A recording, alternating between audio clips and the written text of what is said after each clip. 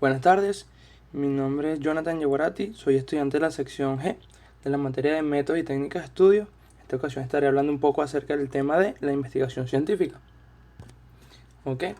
Según la intervención del investigador, los estudios con intervención serán llamados experimentales y los estudios sin intervención serán denominados observacionales. Según la planificación de la toma de datos, si los datos con los que trabajamos son planeados, el estudio es prospectivo, pero si los datos ya están registrados, el estudio será retrospectivo. Según el número de ocasiones en que se mide la variable de estudio, si la medimos una sola vez, el estudio será transversal, pero si la medimos en dos o más ocasiones, el estudio será longitudinal.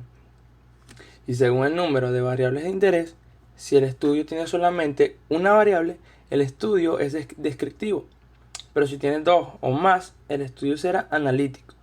Estas clasificaciones son exhaustivas porque no habrá ningún estudio que no pueda clasificarse en alguna de estas, y son excluyentes porque no habrá ningún estudio que pueda pertenecer a ambas categorías en estas cuatro clasificaciones.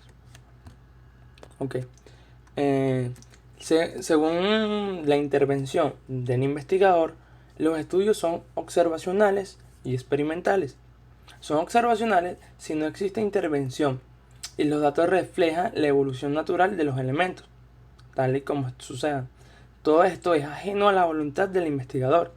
Y son experimentales si el investigador manipula la variable de estudio, por tanto son planeados, es decir, prospectivos. Se tendrá que hacer dos mediciones antes y después de la intervención. Por eso son longitudinales. Y, estas dos mediciones tendremos que compararlas. Por eso son analíticos. Y las modificaciones que encontremos en la segunda medida se debe a la intervención. Por eso son explicativos. Son estudios de causa y efecto, además de controlados. Ok, según la planificación de la toma de datos, los estudios son retrospectivos y prospectivos. Son retrospectivos cuando los datos se recogen de registro donde el investigador no tuvo participación y por tanto no puede tener la certeza ni dar fe de la exactitud de sus menciones. Se conocen como datos secundarios. Los estudios son prospectivos cuando los datos necesarios para el estudio son recogidos a propósito de la investigación.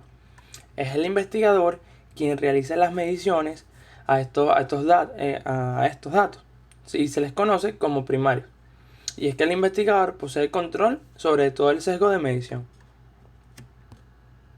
Ok, la parte según el número de ocasiones en que se mide la variable de estudios, los estudios son transversales y longitudinales. Son transversales si todas las variables son medidas en una sola ocasión. Por eso, si realizamos comparaciones, se tratan de muestras independientes o grupos paralelos, pues, se podría decir. Y son longitudinales cuando la variable de estudio es medida en dos o más ocasiones. Por eso, si realizamos comparaciones entre estas medidas, se trata de muestras relacionadas con comparaciones de un antes y un después. Y según el número de variables de interés, los estudios son descriptivos y analíticos. En los estudios descriptivos, el análisis estadístico es univariado, porque eso lo describe o estima parámetros en la población de estudio. Y a partir de las muestras de los estudios analíticos, tienen por lo menos dos variables de interés. Por eso su análisis estadístico es bivariado. Estos estudios plantean y ponen a prueba hipótesis. Evidentemente, su nivel más básico establece la asociación entre estos factores. Ok, aquí hablaremos un poco sobre las características de investigación científica. En esto tenemos la objetividad, que sea verificable, confiable, precisa, neutralidad ética, sistemática, abstracta y predictibilidad. Por ejemplo, el conocimiento científico es objetivo. ¿Hemos entendido? La objetividad simple significa la capacidad de ver y aceptar tal y como son, no como uno podría desear que fuera. Para ser objetivo, uno tiene que protegerse contra sus propios prejuicios, las creencias que tengamos o los deseos que queramos que suceda algo o preferencias. La objetividad exige que uno debe dejar de lado todo tipo de consideraciones subjetivas o prejuicios o lo que tengamos en nuestra mente fuera de la investigación. Verificable la ciencia descansa sobre datos sensoriales, es decir, datos recopilatorios a través de nuestros sentidos, ojo, nariz, lengua, tacto y conocimiento científico. Se basa en evidencia verificable, observaciones objetivas, concretas, para que otros observadores puedan observar, pesar o medir los mismos fenómenos y verificar que sea la exactitud de dicha observación. La neutralidad ética en la ciencia tiene que ser neutral. O sea, solo se busca el conocimiento, cómo se usará este conocimiento. O sea, tal y como sin preferencia a un bando o el otro.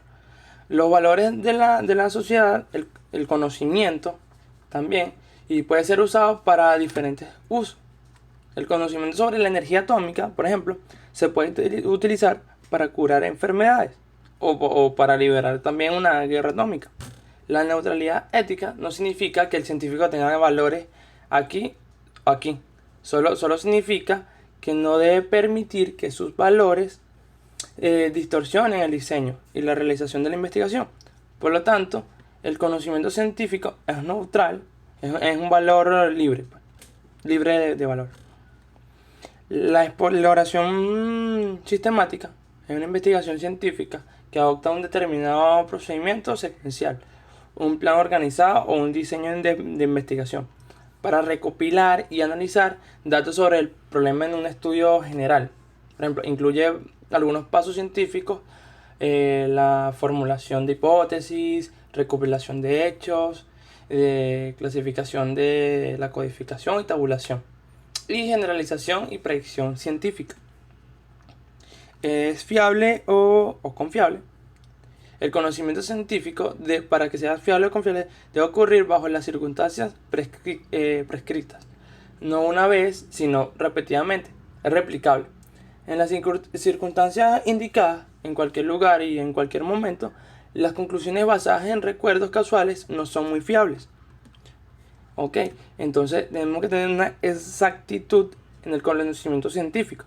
O sea, es preciso, por ejemplo, es preciso un médico como hombre común y no dirigirá al paciente que tiene una temperatura leve o que tiene una temperatura muy alta, pero puede medir con la ayuda de un termómetro y aclarar la temperatura oficial, lo que tiene el paciente, con precisión y exactitud, simplemente para verificar la verdad o la corrección de alguna aclaración o la descripción de las cosas con palabras exactas, tal como son, sin saltar conclusiones injustificadas.